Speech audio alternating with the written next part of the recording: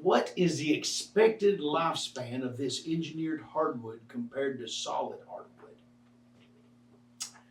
Well, when we really look at what shortens the lifespan of a hardwood floor, there's a couple of opportunities. The most common is change in appearance.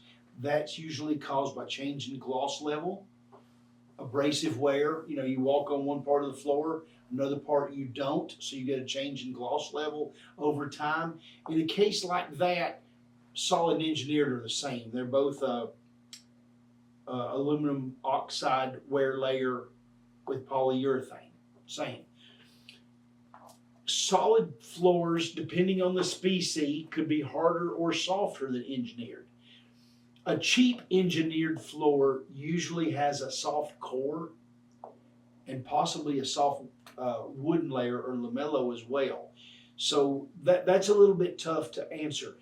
If you're using our 8-layer floors from Somerset, and there's others that are almost as good. I don't want to feel like, I think the only engineered floor you should buy is a Somerset, but it is the best floor on the market. But the Somersets are made with 8 layers of hardwood, and nothing on there is any softer than northern red oak. So that makes a floor that's very dent resistant. In an engineered floor, that change in appearance is probably going to come from denting if you've bought a cheap floor. Buy a good floor, that's not an issue.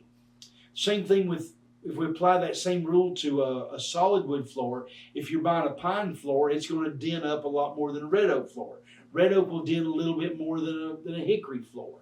So the harder that floor is, the less change in appearance you're going to see from denting or gouging. Now, outside of that,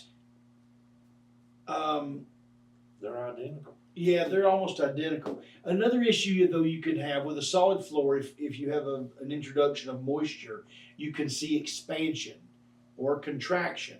With an engineered floor, the reason they're engineered the way they are with the alternating layers of plywood is to increase the stability.